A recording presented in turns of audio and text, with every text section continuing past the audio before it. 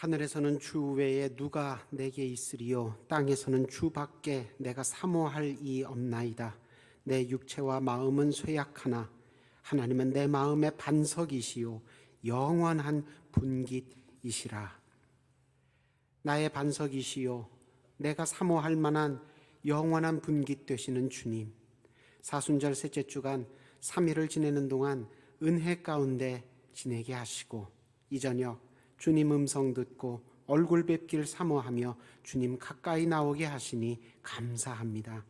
남은 3일도 늘 십자가를 묵상하며 주님의 형상과 뜻을 이루는 거룩한 날들 보내게 하시고 예배로 영광 돌리는 주님의 날에 이르기까지 동행하시고 보호하시고 인도하여 주옵소서. 예수님 이름으로 기도드립니다. 아멘.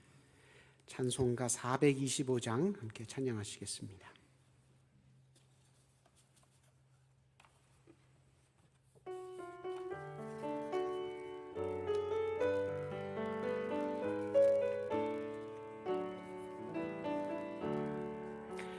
주님의 뜻을 이루소서. 고요한 중에 기다리니 진흙과 같은 날 빚으사 주님의 형상 만드소서. 주님의 뜻을 이루소서. 주님 발 앞에 엎드리니 나의 맘속을 살피시사 눈보다 희게 하옵소서. 주님의 뜻을 이루소서.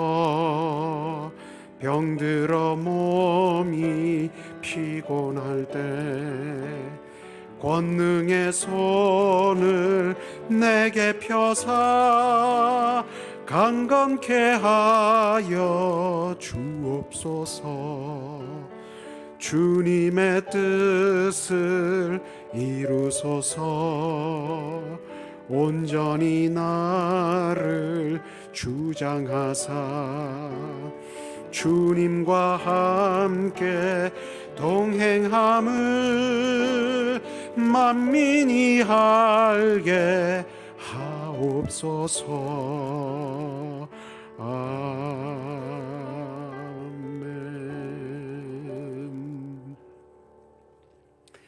435장 함께 찬양하시겠습니다.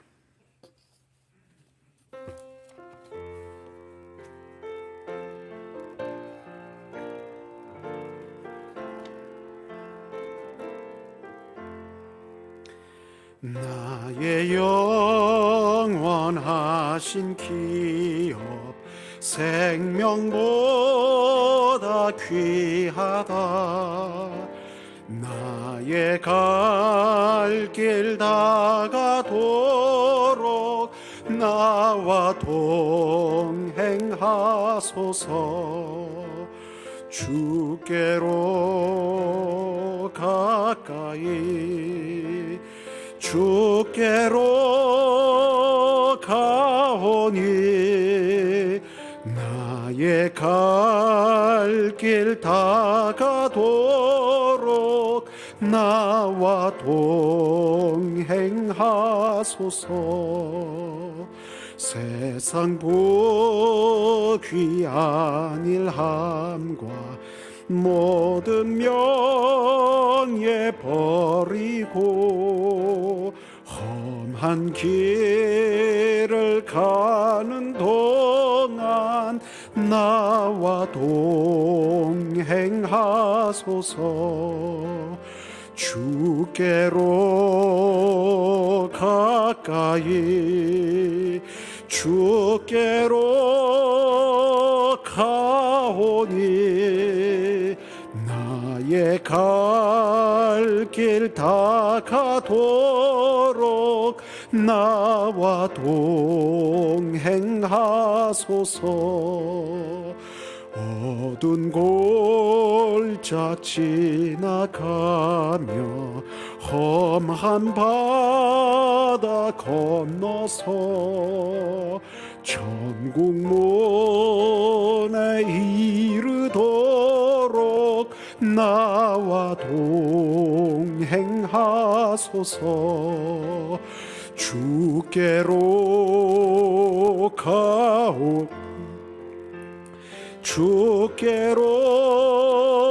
가오니 나의 갈 길 다 가도록 나와 동행하소서. 아멘.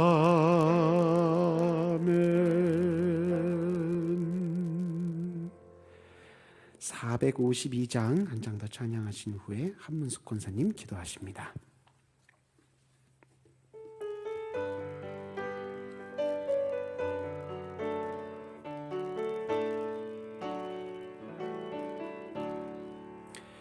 내 모든 소원 기도의 제목 예수님 닮기 원함이라. 예수님 형상 나 입기 위해 세상의 보화 아끼잡네. 예수님 닮기 내가 원하네. 날 구원하신 예수님을 내 마음속에 지금 곧 오사 주님의 형상 인치소서. 무한한 사랑 풍성한 긍휼 슬픈 자 위로 하시는 주. 길 잃은 죄인 부르는 예수 그 형상 담게 하옵소서. 예수님 닮기 내가 원하네. 날 구원하신 예수님을 내 마음속에 지금 곧 오사 주님의 형상 인치소서. 겸손한 예수 거룩한 주님 원수의 멸시 참으시사 우리를 위해 고난을 받은 구주를 담게 하옵소서. 예수님 닮기 내가 원하네. 날 구원하신 예수님을 내 마음속에 지금 곧 오사 주님의 형상 인치소서.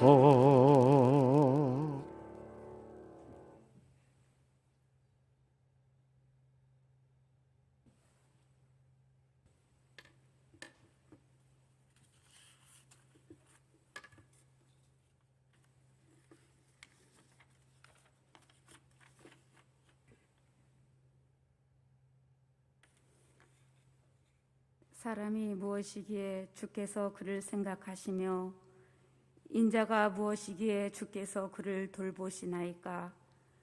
우리가 전심으로 아버지께 감사하오며 우리가 주를 기뻐하고 즐거워하며 지존하신 주의 이름을 찬송합니다. 존귀하신 하나님 아버지, 코로나 팬데믹의 끝 단계에서 기승을 부리고 있는 상황 가운데 있지만 이 어려움을 믿음의 눈으로 보게 하시고 믿음으로 극복하며 견디게 하시니 감사드립니다. 무엇보다 주님께서 우리의 구주가 되심을 찬양하며 감사드립니다. 사순절 셋째 주를 보내며 있습니다. 더욱 주님의 사랑과 주님의 은혜를 간절히 사모하며 말씀과 기도 가운데 살아가는 참된 주님의 자녀들이 되게 하여 주시옵소서. 그리하여 주님 안에서 만물이 회복되고 가정이 회복되게 하시고 특별히 우리의 자녀들이 하나님 나라의 소망을 굳건히 붙잡게 하시옵소서. 이 나라와 이 민족을 긍휼히 여겨 주시옵소서. 이종자들을 축복하여 주셔서 주님을 경외하는 자들로 인도하여 주옵소서. 성고로 나뉘어진 민심이 이제는 주님 안에서 한 마음으로 화합할 수 있도록 성령님 간섭하여 주시옵소서. 세계 속에서 부강하고 좋은 나라가 되어 선한 영향력을 나누고 베풀 수 있는 나라 되게 하시옵소서. 전능하신 하나님 아버지, 우크라이나를 위해 기도합니다. 러시아의 침공으로 우크라이나의 주요 도시들이 공격당하고 피난민만 100만 명이 넘었고 군인과 민간인들의 피해도 수천 명에 이르고 있습니다. 백성들과 어린아이들의 눈물을 닦아주시고 그 땅이 하늘의 평강으로 덮어지게 하옵소서. 무력으로 장악하는 러시아의 악행이 그치게 하심으로 전쟁이 속히 멈추게 하시옵소서. 어려운 시기이지만 우리 수의동교회를 통해서 나누고 베풀 수 있는 은혜 주셔서 감사드립니다.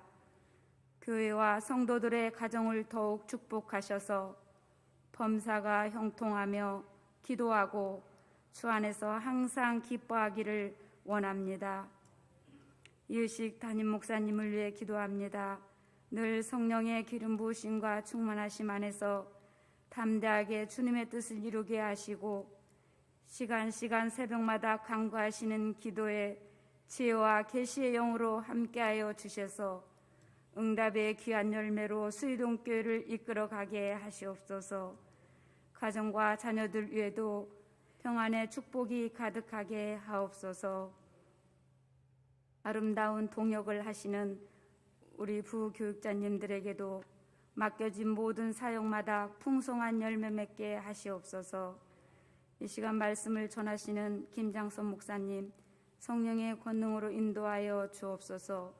귀한 말씀으로 치유와 회복이 있게 하시고 진리 안에서 참 자유를 얻는 은혜의 시간 되게 하옵소서. 준비된 남성 중찬단의 찬양을 기뻐 받으옵소서. 존귀하신 예수님의 이름으로 기도드립니다. 아멘.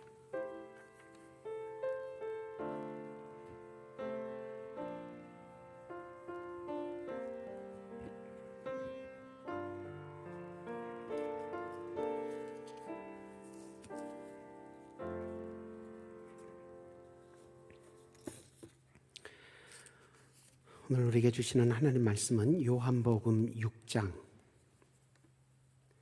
66절에서 71절, 요한복음 6장 66절에서 71절까지의 말씀입니다. 요한복음 6장 66절에서 71절까지 말씀을 한 목소리로 함께 읽겠습니다. 그때부터 그의 제자 중에서 많은 사람이 떠나가고 다시 그와 함께 다니지 아니하더라. 예수께서 12 제자에게 이르시되 너희도 가려느냐? 시몬 베드로가 대답하되 주여 영생의 말씀이 주께 있사오니 우리가 누구에게로 가오리이까? 우리는 우리가 주는 하나님의 거룩하신 자이신 줄 믿고 알았사옵나이다. 예수께서 대답하시되 내가 너희 12를 택하지 아니하였느냐? 그러나 너희 중에 한 사람은 마귀니라 하시니 이 말씀은 가룟 시몬의 아들 유다를 가리키심이라. 그는 12 중에 하나로 예수를 팔 자로라. 아멘. 남성 중찬단께서 나오셔서 찬양으로 하나님께 영광 돌리겠습니다.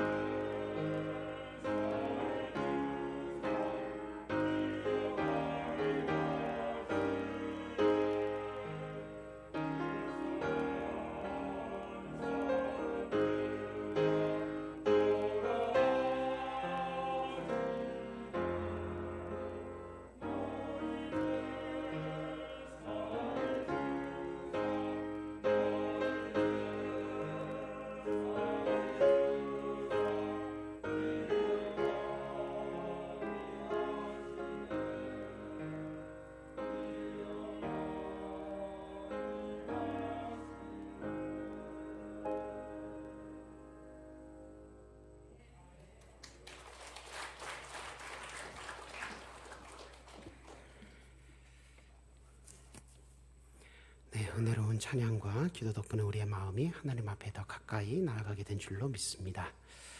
지금 우리는 사순절 셋째 주간을 보내고 있습니다. 십자가를 묵상하며 주님의 형상과 뜻을 이루어나가는 거룩한 날들을 보내시기를 축원합니다. 사순절 기간 동안 우리가 다 함께 십자가를 묵상하라라는 주제 성구를 가지고 십자가를 묵상하며 우리를 위해 십자가 달려 죽으신 예수님을 묵상하며 이 기간을 보내고 있습니다.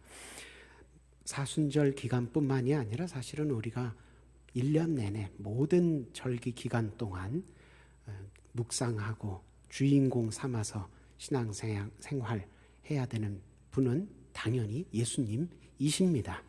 그러나 사순절 기간 동안에 특별히 더욱 집중해서 이 기간만큼이라도 예수님께 더욱 집중하자는 의미로 이렇게 표를 걸어놓고 십자가를 예수님을 향해 신앙생활을 해나가는 박차를 가해 나가고 있는 중인데요. 그런데 이 예수님을 묵상하고 십자가를 묵상하는 더 집중해서 묵상해야 되는 이 기간에 그래도 그냥 지나칠 수 없는, 물론 예수님을 제일 집중해서 바라보고 묵상해야 되겠지만 그냥 또 지나칠 수 없는, 빼놓고 그냥 갈 수 없는 몇몇 부수적이지만 주변적이지만 그런 관련 사건들, 십자가와 관련된 주변 사건들, 주변 인물들이 또 있습니다. 그 대표적인 것이 옥합을 깨뜨려서 값비싼 향유를 주님께 부어드렸던, 주님께 발라드렸던 여인, 복음이 전파되는 곳마다 이 여인을 함께 기억하라는 예수님 말씀 때문에 그래서인지 사복음서에 모두 등장하는 사건입니다. 그리고 또 빼놓을 수 없는 인물이 오늘 본문에 등장하는 가룟 유다입니다. 예수님께서 가룟 유다를 어떻게 바라보시고 어떻게 대해 주셨는지 살펴보고 또 그렇게 예수님께서 대해 주신 것을 또 가룟 유다는 어떻게 받아들이고 예수님께 어떻게 응답했는지 이런 것들을 살펴보면서 오늘날 우리의 신앙생활을 돌아보고 가다듬는 그런 은혜가 있으시기를 소망합니다. 오늘 본문이 들어있는 요한복음 6장 맨 앞에 요한복음 6장은 어떻게 시작되느냐? 오병이어 기적으로 시작되고 있습니다. 오병이어 기적을 베풀어 주신 후에 예수님은 오병이어 기적에 담긴 의미를 또 설명해 주시는데요. 예수님께서는 자기 자신을 어떻게 설명하십니까? 구약에 나오는 유대인들의 조상들이 광야에서 먹었던 만나보다 더 능력 있고 더 은혜로운 하늘에서 내려온 떡이 나다. 내가 영생의 떡, 영생하게 해주는 떡이다. 그렇게 자기 자신을 소개해 주십니다. 알려주십니다. 선포하십니다. 그러면서 내 살을 먹고 내 피를 마시는 자는 영생을 얻는다고 말씀을 선포를 해주십니다.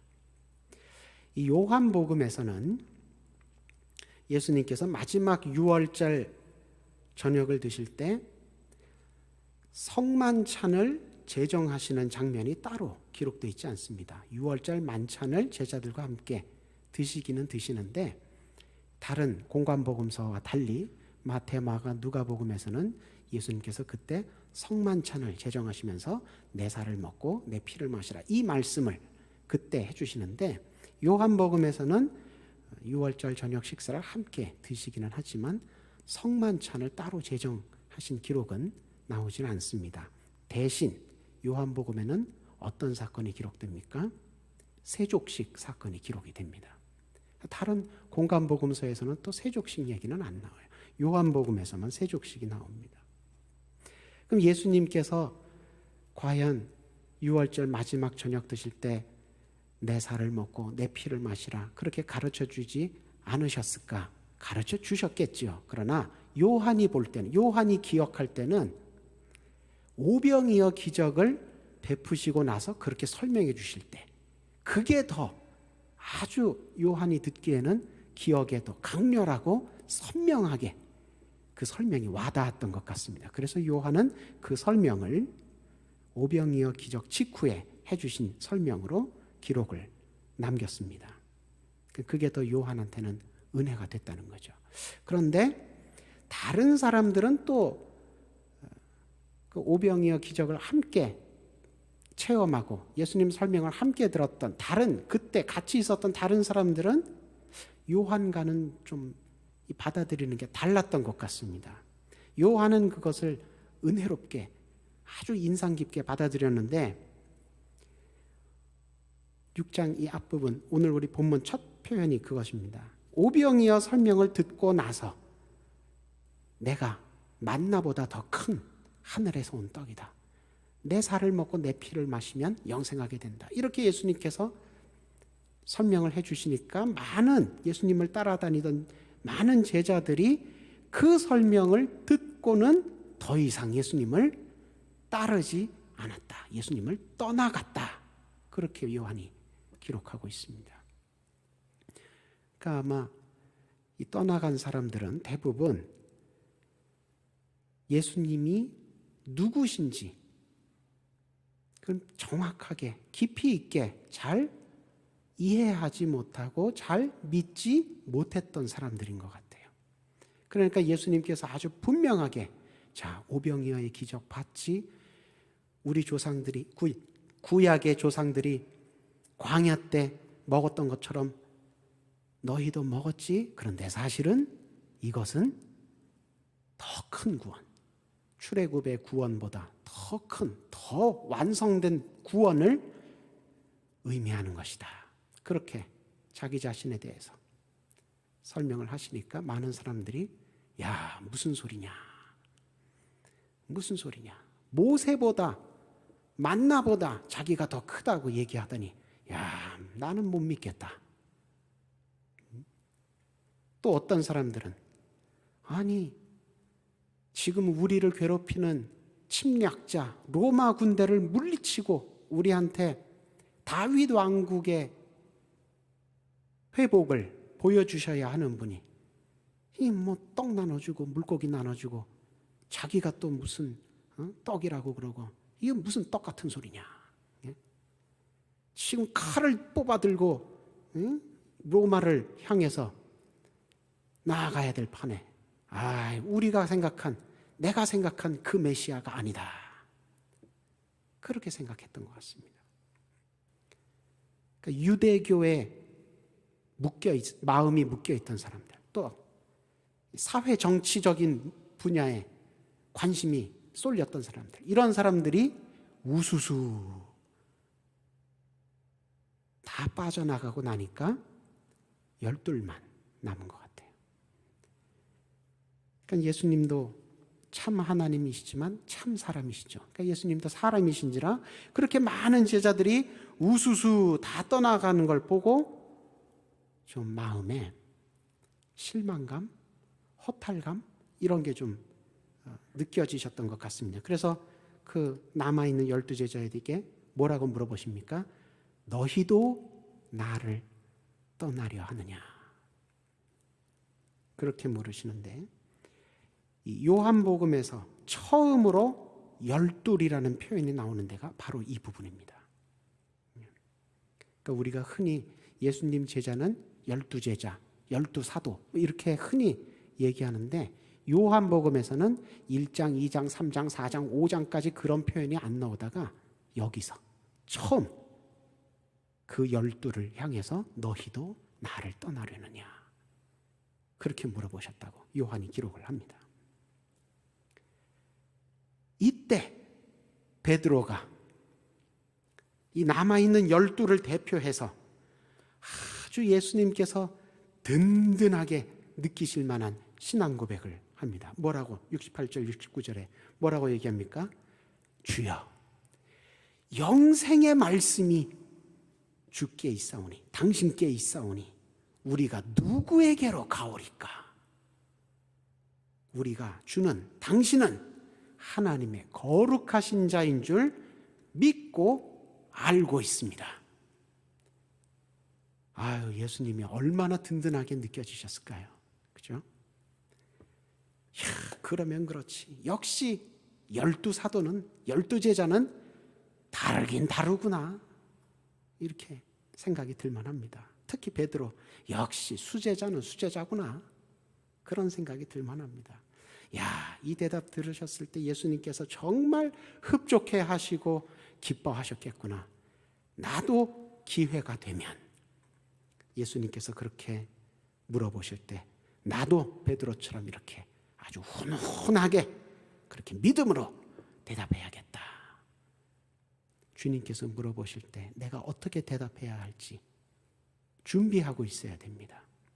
근데 이런 대답을 항상 마음에 품고 있어야죠.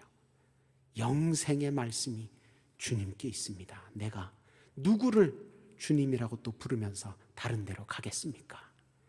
나는 주님만이 내 주님, 내 하나님이신 줄 믿고 있습니다. 그렇게 나는 알고 있습니다. 그렇게 대답을 해야겠다. 그런 생각이 도전이 든다는 겁니다. 근데 베드로가 이렇게 믿음의 고백을 잘 했는데 이 대답을 듣고 나서 예수님께서 또 말씀하시는 걸 보면 분위기가 갑자기 또 싸해집니다. 냉랭해집니다. 예수님께서 뭐라고 말씀하십니까? 내가 너희 12를 택했다. 그런데 그 중에 하나는 마귀다.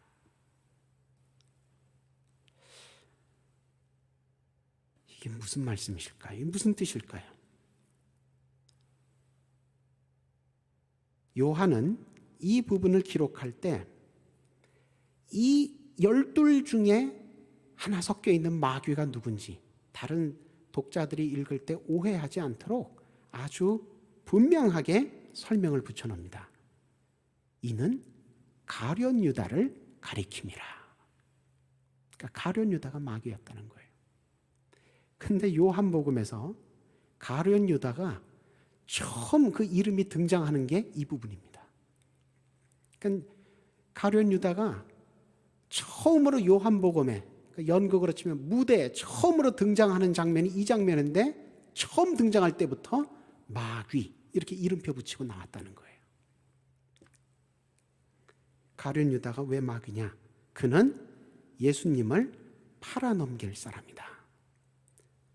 그러니까 왜 요한이 자기가 가룟 유다를 마귀라고 부르는지 아주 친절하고 아주 정확하게 설명을 붙여놓습니다.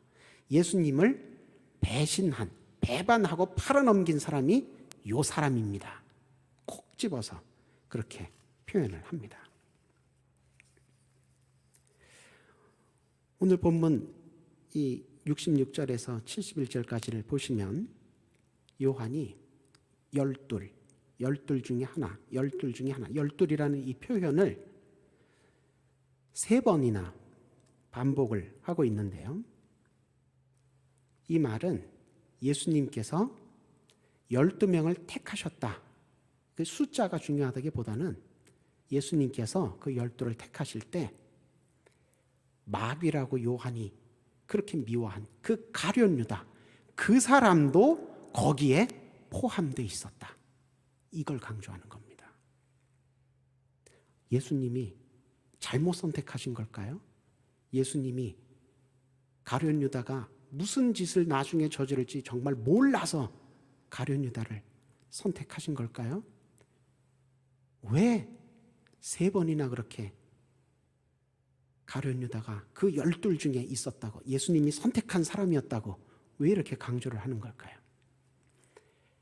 예수님은 선하심과 의로우심으로, 은혜로우심으로 가룟 유다를 선택해 주셨는데, 제자로, 사도로 12 중에 하나로 선택해 주셨는데, 가룟 유다는 예수님의 그런 선하심과 은혜로우심을 정말 한껏 누리는 한껏 덧입은 와중에서도 스스로 타락해서 예수님을 배반했다. 은혜와 배반을 대비시켜서 강조하기 위해 요한이 그렇게 12 중에 가룟 유다도 있었다. 12 중에 그도 있었다. 3번이나 표현을 했다는 것입니다. 그러니까 예수님은 얼만큼 선하시고 은혜로우시냐? 자기를 팔 사람인 걸 아시면서도 제자로 받아주시고 믿어주시고 사명을 맡겨주시고 3년 동안 데리고 다니시고 또 요한복음 13장 가니까 뭐라고 또 기록이 나옵니까? 자기 사람들을 사랑하시되 끝까지 사랑하시니라. 그리고 나서 발 씻어주시는 장면이 나옵니다. 누구까지 그렇게 해주셨다고요? 가룟 유다까지. 가룟 유다까지 그런 사람조차도 예수님은 선하게 은혜롭게 대해 주셨다. 그걸 강조하고 싶었던 겁니다. 우리도 예수님께 은혜를 많이 입었지요. 큰 은혜를 입었지요. 그래서 우리가 지금 교회로 부르심 받아 와 있는 겁니다. 여러분, 예배는 내가 원한다고, 내가 뜻한다고 와서 드릴 수 있는 게 아닙니다. 내 발로 걸어온 것 같지만 하나님께서 부르시고 허락하셨기 때문에 우리가 지금 예배자로 감히 그분 앞에 모일 수 있는 겁니다. 예배자로 이 시간과 장소의 약속을 지켜서 하나님 앞에 예배드리고 있다는 게 이게 내가 하나님께 부르심 받고 용납됐구나, 이걸 의미하는 겁니다. 은혜 받은 겁니다. 이미. 또 우리가 어떤 은혜를 받았습니까? 직분자로 세우셨습니다. 저 어릴 때, 특히 초등학교 1학년 때 친구들은 제가 이렇게 자라서 40년 지난 후에 목사가 됐다 그러면 아마 깜짝 놀랄 겁니다. 아주 개구장이었거든요. 은혜 받고 나면 직분도 이렇게 받아서 감당하게 됩니다. 사람이 잘나서, 사람이 준비가 돼서 섬기는 게 아니고요. 하나님께서 부르시고 다듬으시고 믿어주시고 기다려주시고, 그래서 우리가 지금 다 크고 작은 직분을 감당하고 있는 겁니다. 그런데 하나님께서는 우리에게 그렇게 은혜로 지금까지 함께 해주셨는데, 사실 우리가 또 하루를 살고 저녁 때 이렇게 잠자리 들기 전에 기도할 때 어떤 마음이, 어떤 생각이 많이 듭니까? 나는 오늘 하루 정말 은혜롭게 하나님 앞에 정말 이렇게 경건할 수가 있나? 아무리 사순절이지만 난 내가 생각했던 너무 거룩해. 그렇게 잠자리에 드시는 분이 없지요. 당장 저부터도 좀 아까 참을 걸. 너무 성질. 하나님 앞에 그렇게 큰 은혜를 받았지만, 여러분, 그 10,000달란트 탕감 받았는데 100데나리온 용서 못 해주는 사람이 남의 얘기가 아니지 않습니까? 그죠? 그 제 얘기입니다. 그거. 다음번엔 꼭 참아야지 하는데 또 그냥 그렇게 감사와 겸손으로 응답하지 못하고 정말 스스로 타락할 때가, 스스로 은혜를 배반할 때가 있지요. 사실은 많지요. 심지어 예수님의 뜻과 예수님의 말씀을 거스르며 그 하시는 일을 방해하고 가시는 길을 가로막기까지 할 때가 있습니다. 내가 하나님 다른 거는 다 내가 용납해도 이거 하나만큼은 하나님 정말, 하나님 이거는 정말 건드리시면 안 됩니다. 세상에. 그렇게 아직도 하나님 앞에서 자기 자존심, 자기 그 알량한 정말 그 고집, 그 못 꺾을 때가 참 많습니다. 지금 십자가를 묵상하고, 저는 저 표 볼 때마다 여러분, 십자가에서 달려 죽으신 분이 누굽니까? 하나님의 친외아들이죠. 지금 하나님은 자기 친외아들을 희생시켜 가면서까지 우리를 살려주시겠다고 자기 친외아들까지 희생시키셨는데, 우리는 그거 한 번을 못 참아서, 그냥 한 번 참으면 되는 그걸 못 참아서 오늘도 네가 어떻게 감히 나의 100데나리온에 손을 대느냐, 이 XX야. 여러분, 그 70절에 나오는 마귀라는 표현이 바로 그 뜻입니다. 마귀를 표현하는 단어가 많이 있는데, 여기 쓰인 표현 디아볼로스라는 표현은 디아발로 동사에서 온 명사입니다. 디아발로는 무슨 동사냐? 헐뜯다, 참소하다, 비방하다, 이런 뜻입니다. 그러니까 마귀가 어떤 거냐, 뭐 머리에 뿔 나고 이빨 뾰족뾰족하고, 그게 마귀가 아니고요.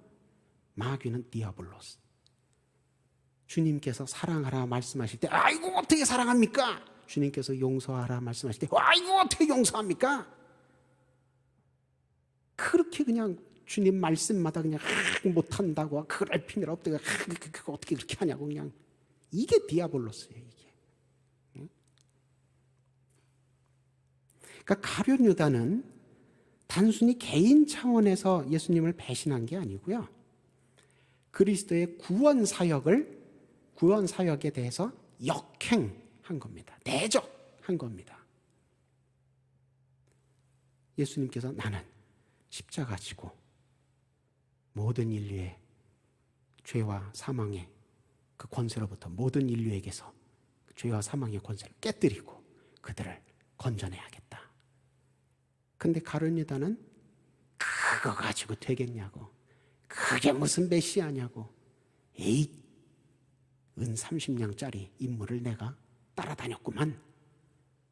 그게, 그러니까 이게 개인적인 차원의 배신이 아니라 그리스도의 구원 사역을 대적한 겁니다. 적대시한 겁니다. 그리스도를 적대시한다? 그게 적그리스도예요. 사순절 기간 동안 혹시 우리 가운데 이 가룟 유다와 같이 적그리스도 같은 모습이 있지는 않은지, 회개할 부분이 있으면 다 회개하면서 가룟 유다보다 더 큰 은혜를 우리도 받으면 받았지 결코 적은 은혜 받지 않았습니다. 그 큰 은혜 받은 거 잃어버리지 않도록, 또 그 은혜 위에 더 은혜가 쌓이는 복을 누리시기를 축원합니다. 이 가룟 유다를 소개할 때 요한은 예수님을 판 자다, 예수님을 팔아넘긴 사람이다, 이런 표현을 썼는데, 이 팔아넘기다, 팔다라고 번역된 표현은 원어로 보자면은 의외로 더 좀 순한 표현입니다. 배신하다 이렇게 아주 센 단어가 쓰였을 것 같지만, 뭐 팔아먹다 이렇게 아주 센 단어가 쓰였을 것 같지만 그렇지 않고요. 그냥 파라디도미, 넘겨주다, 넘겨준다는 좀 순한 표현을 썼습니다. 그러니까 이건 뭘 의미하는 거냐 하면, 가룟 유다가 돈을 받고 이제 예수님이 그 어두운 그 감람산 겟세마네 동산에서 이제 군병들이 잡으러 왔을 때 헷갈리지 말라고 이제 이렇게 저 사람입니다 이렇게 알려주잖아요. 근데 이 가룟 유다가 한 행동이 그렇게 아주 뭐 적극적으로 예수님을 그렇게 막 칼로 찔른다든지, 아니면 얼굴에다 그냥 뭐 그냥 페인트 칠을 해가지고 도망가도 소용없게 그렇게 뭐 한다, 이렇게 아주 적극적인 이적 행위를 한 게 아니고, 그냥 소극적으로 저 사람입니다 이렇게 소극적으로 그냥 정보를 그냥 넘겨주는 그런 수준의 행동을 했다는 것을 암시하는 표현입니다. 여러분, 근데 이 가룟 유다를 포함해서요, 많은 죄인들이 그렇게 자기가 저지른 죄에 대해서는 축소해서 생각하고, 그래서 자기는 책임이 없다고, 있어도 아주 작은 책임밖에 나한테는 없다고, 그렇게 변명들을 많이 합니다. 그죠? 죄인들이 보면 공통적으로 그렇게 자기 죄를 축소하고 책임을 안 지려고 하고 없다고 하고 그럽니다. 그러나 여러분, 가룟 유다의 이 케이스를 보셔서 아시겠지만 행동이 작다고 결과도 작습니까? 아니죠. 이 사람입니다. 자기는 한마디만 했다고 변명할지 몰라도, 그래서 잡혀간 사람이 누구예요? 하나님의 친외아들. 여러분, 사실은 선악과 나무에서 열매 하나 따먹은 거, 그것도 행동으로만 치자면 작은 행동입니다. 그죠? 자기 주먹보다 작은 열매를 하나 딴 거니까 작은 것 하나 훔친 것에 불과합니다. 근데 결과가 어떻게 됐습니까? 에덴 동산에서 쫓겨나죠. 에덴 동산에서 쫓겨나는 것보다 더 큰 죄, 더 큰 벌 받죠. 그 죄가 크니까 벌도 그렇게 크게 받는 거예요. 무슨 벌을 받습니까? 너는 이제 나의 형상이 아니다. 너는 흙이니 흙으로 돌아가라. 아이고야. 하나님의 형상에서 흙덩어리로, 가치가 하늘에서 땅으로 완전히 떨어지는 그런 벌을 받습니다. 나무 열매 하나 따먹었을 뿐인데 너무 가혹한 거 아니십니까? 아니죠. 행동이 작다고 결과까지 작은 게 아닙니다. 나무 열매 왜 따먹었습니까? 하나님처럼 되려고 죄를 지었습니다. 아유, 저 사람이에요. 한마디만 했을 뿐인데 벌이 너무 심한 거 아닙니까? 아니죠. 그렇게 팔아넘긴 사람이 하나님의 친외아들이니까. 여러분, 손가락만 까딱까딱 했다고 해서 작은 행동이 아닙니다. 거기에 만약에 이 권총의 방화쇠가 손가락에 걸려 있다고 생각해 보세요. 이게 얼마나 큰 위험한 행동이 됩니까? 그죠? 아유, 한 모금만 먹었을 뿐입니다. 그게 한 모금이 작은 한 모금이지만 그게 청산가리일 경우에는 큰일 나죠. 행동이 작다고 결과까지 작은 게 아닙니다. 마태와 마가에 따르면, 요한은 그렇게까지 기록 안 하는데 마태와 마가를 보시면 예수님은 이 가룟 유다의 범죄가 어찌나 큰지 그런 죄를 지을 바엔 차라리 태어나지 않는 게 나을 뻔했다, 이런 표현까지 예수님이 쓰셨습니다. 그러니까 뭐예요? 절대로 예수님을 배반하면 안 된다는 겁니다. 그게 한마디가 됐던 반마디가 됐던 말 아예 안 하고 눈짓만이라도 예수님을 배반하면 안 된다는 겁니다. 그래서 우리가 늘 회개하고 늘 시험과 악에 빠지지 않도록 기도해야 하는 이유가 바로 여기 있습니다. 우리는 사실 우리가 얼만큼 큰 죄를 짓는지 잘 모릅니다. 가룟 유다, 아니 저는 말 한마디만 했을 뿐인데요. 그게 남의 변명이 아니에요. 우리도 그런 변명 하나님 앞에서 많이 합니다. 왜냐하면 우리도 스스로는 저는 그렇게 큰 죄를 안 지었습니다. 제 기억으로는 저는 그런 죄 진 적이 없습니다. 잘 몰라요. 우리가 얼마나 큰 죄인인지는 모든 것을 다 내려다보시는 하나님만이 아십니다. 그래서 겸손하게 늘 회개하고 늘 하나님의 도우심과 보호하심을 구하고 늘 하나님의 말씀과 뜻대로 행하려고 정신을 차리고 잠들지 말고 깨어서 그렇게 신앙생활을 해야 한다는 겁니다.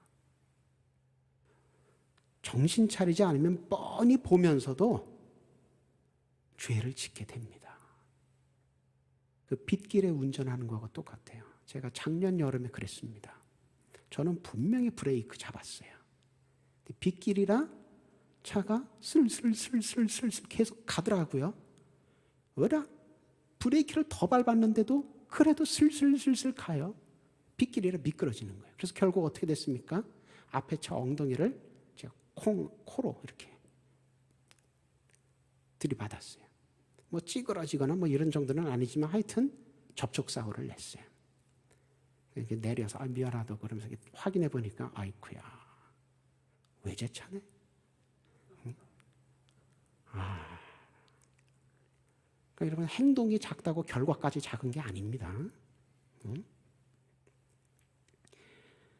예수님께서 그렇게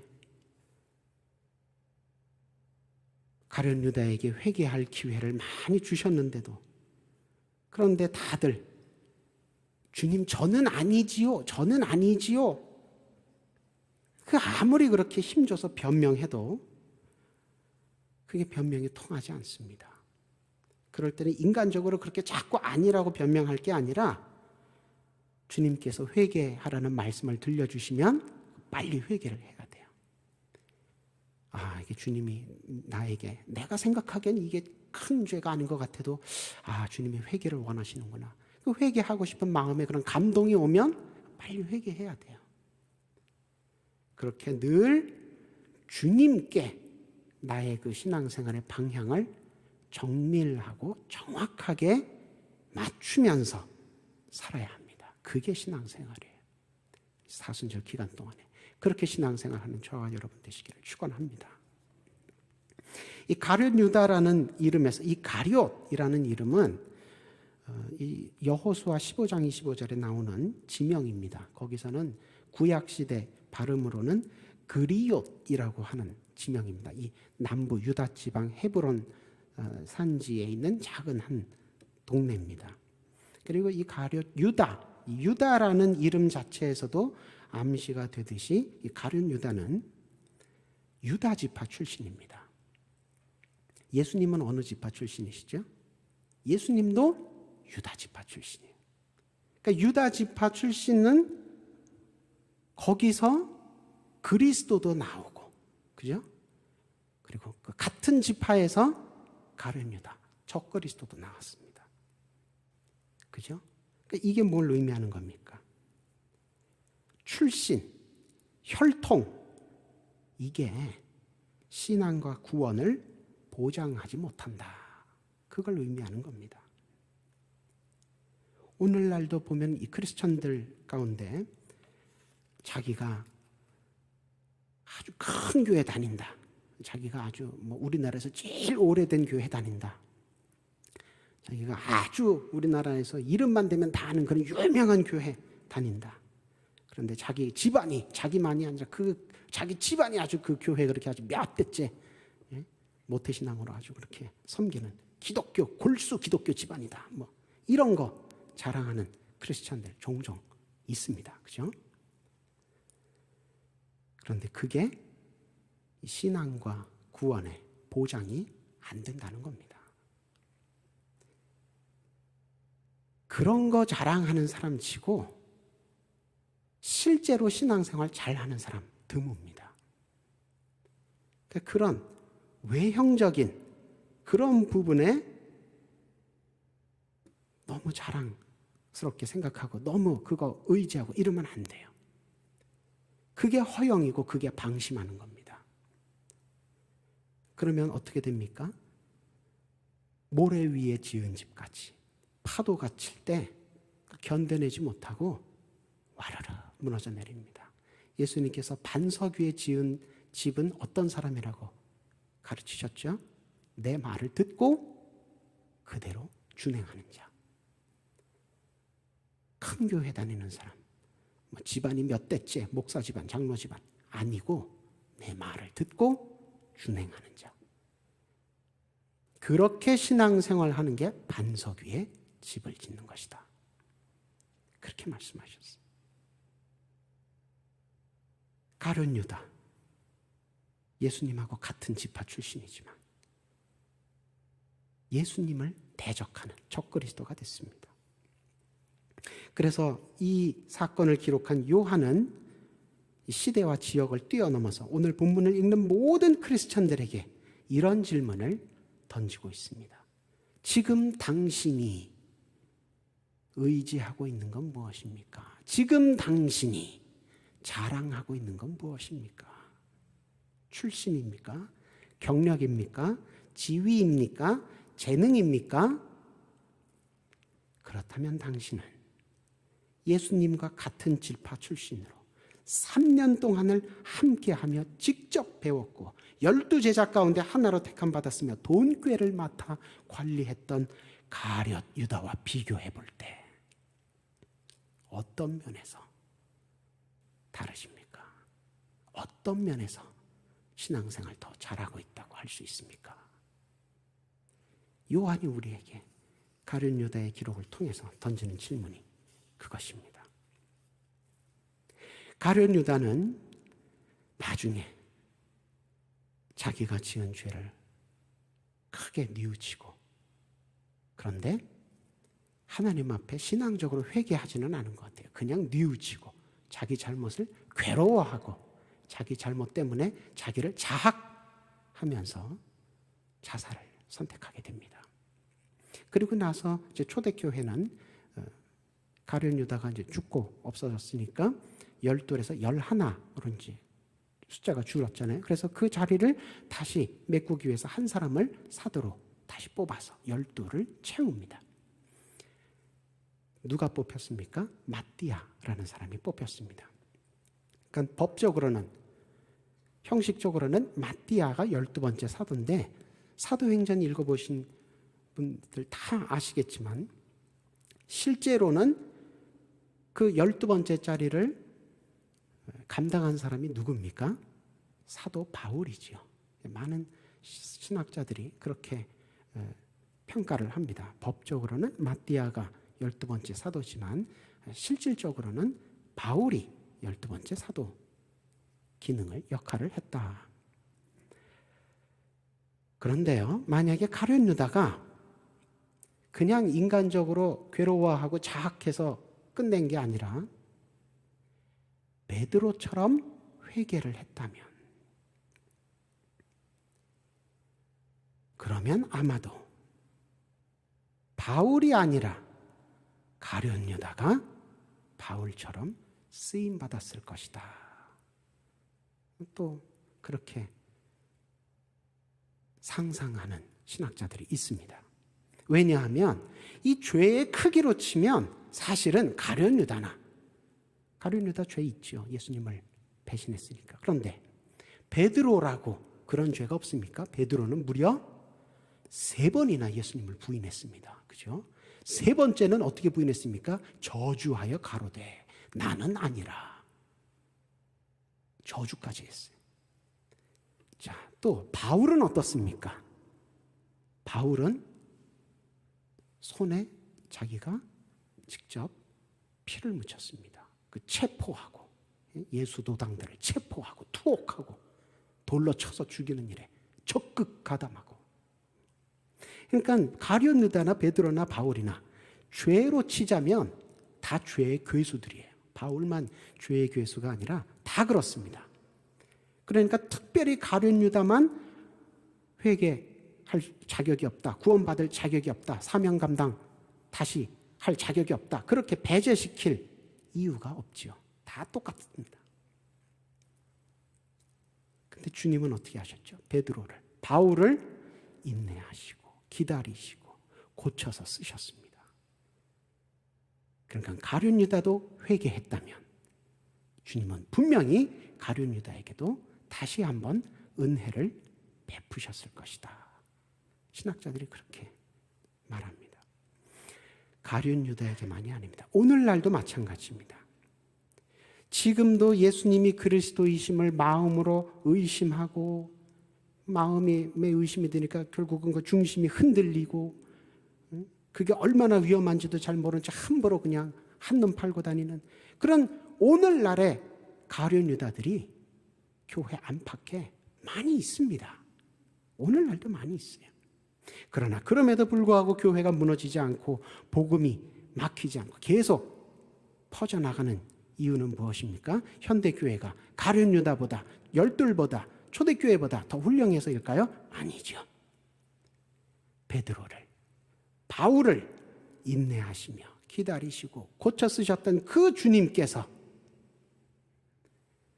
가룟유다에게도 끝까지 인내하시며 회개의 기회를 주시고 고쳐 쓰시려고 가룟유다 잘못할 때 즉각 심판하지 않으시고 그렇게 끝까지 기회 주시던 그 주님께서 오늘날도 우리와 함께 하시며 인내하시고 기다리시고 오늘도 내일도 계속 은혜와 능력을 베풀어 주시기 때문에 오늘날의 현대교회도 많은 문제가 있고 부족함이 있지만 무너지지 아니하고 복음의 일꾼으로 사역을 계속 감당하고 있는 것입니다. 십자가를 묵상하면서 내 삶 가운데도 주님의 형상과 뜻이 이루어지기를 소망하고 다짐하는 사순절 기간 동안 경건에 더욱 깨어 힘쓰셔서 주님께서 날마다 부어주시는 은혜와 성령을 소멸치 말고 은혜 위에 은혜가 더해지는 복을 누리시기를, 성령의 능력이 갑절로 덧입혀져서 나와 내 가정을 누르던 모든 문제들을 넉넉히 감당하게 되는 귀한 간증거리가 넘치게 되시기를 주님의 이름으로 축원합니다. 기도하겠습니다. 우리가 아무리 부족하고 연약하고 추하고 더러워도 우리에게 끝까지 마지막까지 다시 한 번 더 은혜와 자비와 긍휼을 베푸시기를 즐겨 하시는 주님, 들려주신 말씀을 통해서 주님의 사랑이 얼마나 깊고 크신지를, 주님의 인내하심이, 주님의 기다리심이 얼마나 크고 아름다우신지를 다시 한번 깨닫게 하시니 감사합니다. 주님께서 들려주신 말씀에 힘입어 내가 부족하고 연약하여도 주님께 회개하고 돌아가면 받아주시고 고쳐주시고 다시 일으켜 주실 줄로 확신케 하셨사오니 그 믿음 가지고 세상에 다시 나가 남은 주 후반 3일을 사는 동안 받은 말씀에 힘입어서 받은 말씀에 근거하여서 감사 감격하고 주님 앞에 서원하고 결단한 믿음의 서원의 내용대로 순종하고 실천하며 사는 수도동교회 모든 권속들 되게 하여 주옵소서. 이 시간 육신의 연약함으로 말미암아 하나님 앞에 기도하고 있는 환자들 위해 함께 기도하길 원합니다. 하나님, 주님께서 친히 어루만져 주셔서 육신의 모든 연약함 이 시간 깨끗이 낫게 하여 주옵시고, 기도하며 사랑하는 마음으로 감명하고 있는 가족들에게도 영육간의 연약함이 들어오지 아니하도록 강건하게 붙들어 주옵소서. 사랑하는 가족의 장례로 인하여서 마음에 깊은 슬픔이 있는 가족들이 있습니다. 하나님, 김근자 권사님 가족 그 후손들, 주님께서 자손들 한 사람 한 사람 하늘의 소망으로 위로하여 주시고, 얌장로님 하늘에서 하늘나라에서 주님과 함께 이 시간 영광 가운데 계실 줄로 믿사오니 우리가 천국 소망을 품고 그 가족들을 위로하고 우리도 같은 하나님의 은혜를 받다 하늘나라에 귀하게 초대될 하나님의 나라 자녀들임을 다시 한번 믿고 깨닫는 가운데에 은혜롭고 귀하게 장래의 모든 일정들이 치루어지게 하여 주옵소서. 코로나로 인하여 많은 사람들이 주님 앞에 도움을 호소하며 기도하고 있사오니 하나님, 이제는 이 악한 질병이 속히 거두어지게 하여 주옵시고, 기도하며 이 질병과 싸우고 있는 많은 크리스찬 일꾼들 주님께서 특별히 영육간의 강건함으로 붙들어 주셔서 기도하는 가운데 사람의 힘으로 능으로 이길 수 없었던 이 질병을 주님께서 도와주심으로 말미암아 넉넉히 잘 감당하고 싸워 이겨나갈 수 있도록 하나님 함께하여 주옵소서.